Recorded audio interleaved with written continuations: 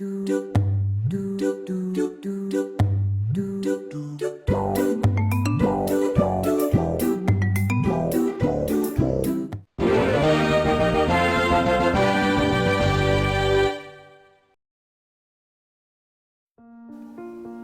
tauhan. Doña Victorina, isang Pilipinang nangangarap maging Europeo, siya ay mahilig magbitaw ng mga pasaring na tumutuligsa sa anumang bagay na napapansin. Don Custodio, may magandang hanap buhay, matalino, mabait at mapangahas. Nagsikap siyang mangalakal at tumanggap ng kahit anong gawain mula sa pamahalaan, kung kaya't ginawa siyang konsehal at binigyan ng iba't ibang posisyon sa pamahalaan. Benzaib, ang mamamahayag sa pahayagan. Simon, ang mayamang maghahalahas na nakasalaming may kulay na umano'y tagapayo ng Kapitan General, ngunit siya ay si Crisostomo Ibarra na nagbalik upang maghiganti. Padre Salvi, ang paring Pransiskanong dating kura ng bayan ng San Diego. Padre Irene, ang kaanib ng mga kabataan sa pagtatatag ng Akademya ng Wikang Kastila. Padre Camora, ang mukhang artilyerong pari.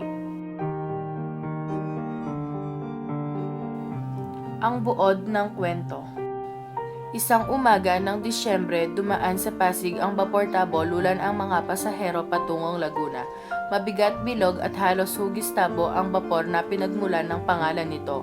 Marusing ang kabila ng pagkukunwaring maputi, ngunit maharlika at kapitapitagan dahil sa kabagalan. Isang tagumpay laban sa kaunlaran. Isang bapor na hindi naman ganap na bapor. Isang organismong hindi nagbabago, hindi buo ngunit hindi mapagsusubalian. At kapag nais magpakitang umunlad, buong kasiyahan ng ipinagmamalaki ang isang pahid ng pintura. Mahahalin tulad sa estado sapagkat may hinarkiyan ang mga pasahero, mga inchik at injo sa ibaba kasama ang mga kalakal at mga empleyado ng pamahalaan, praile at mga mahalagang tao sa kubyerta. Nakikipagtalo si Padre Camora kay Benzaib at sinasabi ang proyekto ng isang praile sa Puente del Capricho na hindi natuloy sapagkat sinabi ng mga alagad ng siyensya na hindi ito ligtas sa sakuna, kulang daw ito sa tibay at mapanganib. Sumabat si Doña Victorina at sinabi na hindi tulay ang mga problema kundi wala kasing mabuting lawa dito sa Pilipinas. Agad na sumagot si Simon at sinabing madali lang ang solusyon sa problema nila. Humukay ng isang tuwid na kanal mula sa luwasan hanggang dulo ng ilog na nagdaraan sa Maynila. Ang ibig sabihin nito ay gagawa ng bagong ilog at sasarhan ang matandang ilog. Makatitipid ng lupa, iikli ang paglalakbay at mapipigil ang pagtubo ng mga balaho. Sumagot naman si Don Custodio, sino ang gagawa? Kakailanganin ng malaking pera dyan sa proyektong iyan. Sabi ni Simon, ang mga preso at salarin ang magtatrabaho at kung kulang pa, lahat ay magtatrabaho at imbis na 15 araw lang ang polo, gagawin itong hanggang 4 na buwan at pagbabaunin na rin ang pagkain ng mga manggagawa.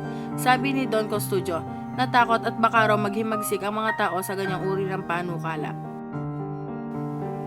Sabi naman ni Simon, sa ganitong paraan lamang maisasakatuparan ang malaking proyekto ng maliit ang puhunan.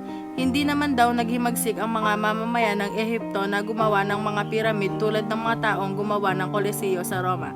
Nagpatama pa ito kay Padre Salvi. Ano ang silbi ng mga praile sa bansa kung hindi nila kayang pigilan ang mga revolusyon?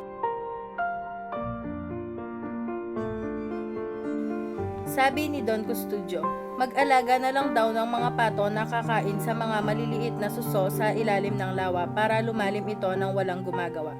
Doña Victorina, nandidiri sa mangyayari kapag nangyari ang panukala ni Don Custodio sapagkat dadami ang mga pato na nagbubunga ng mga balot.